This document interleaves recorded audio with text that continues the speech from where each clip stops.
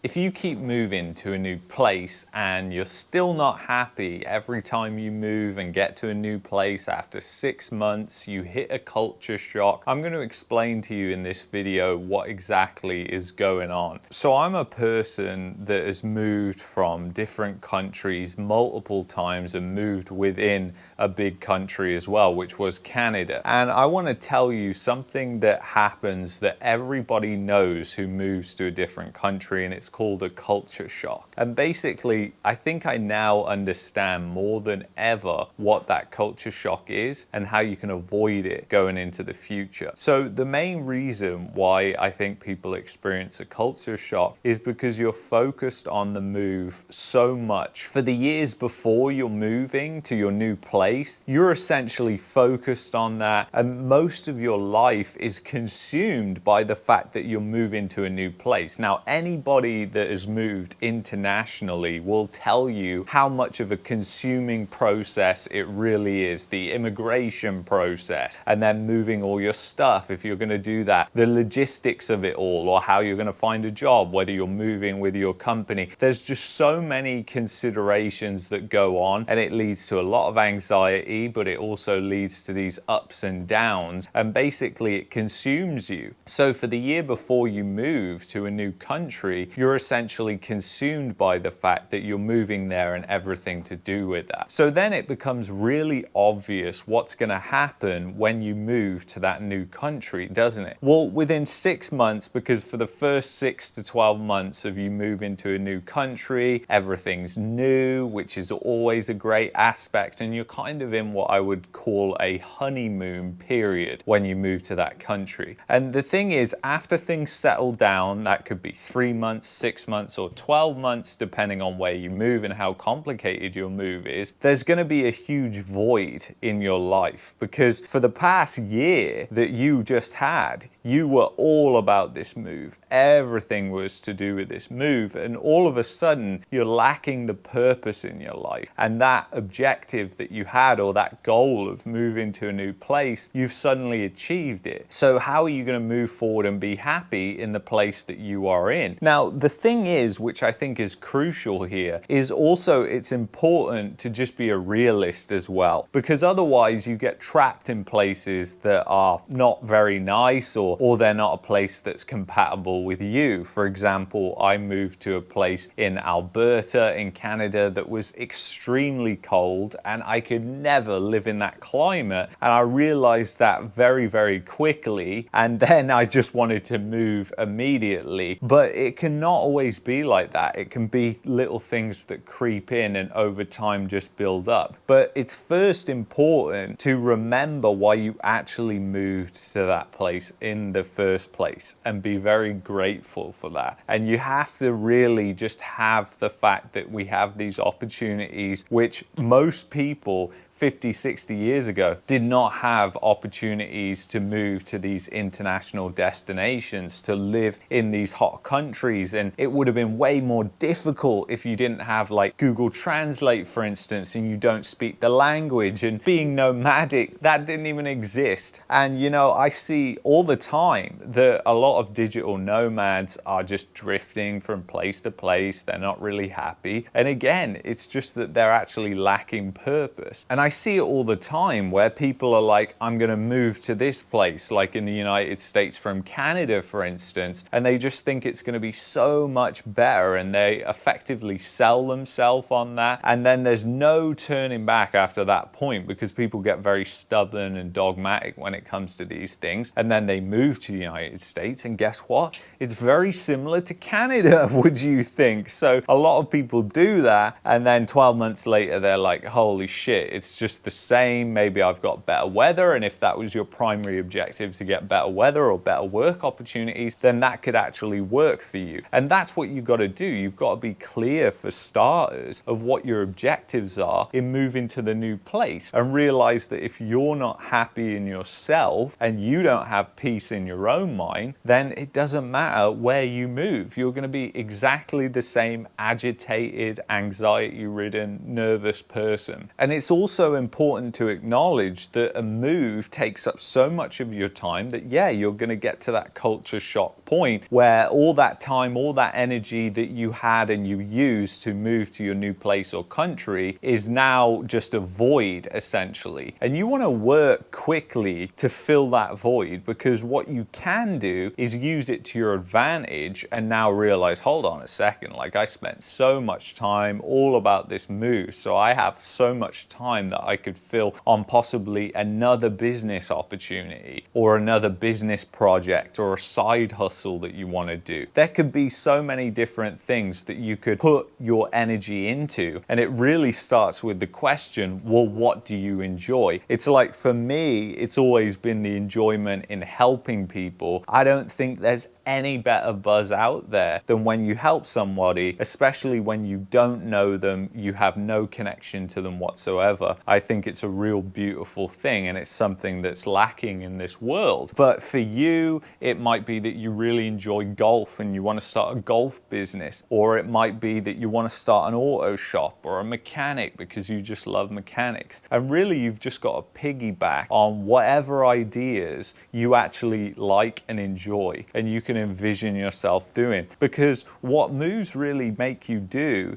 is they make you realize that you might say you don't have a lot of time. Well, I know for sure that anybody who has moved internationally, they have a lot of time, because you have to have a lot of time to do all the research and to put all that research into practice within your life. It's just not easy. So there is going to be a void, and it's important to not get consumed by that, because you will, after 6 months, think, well, I just feel kind of empty now, because you were aiming for this target. And a lot of the time then people fill that empty void with hating the place that they're in. They then start to think, well, maybe it's the place. Maybe I just don't like this place. Maybe I need to move to another place. And that's how they get trapped in this loop of just constantly moving from place to place to place. Don't get me wrong, it's an amazing thing to travel. Nobody loves to travel more than I do. And traveling is just one of those great gifts that we have. But again, you've got to think, well,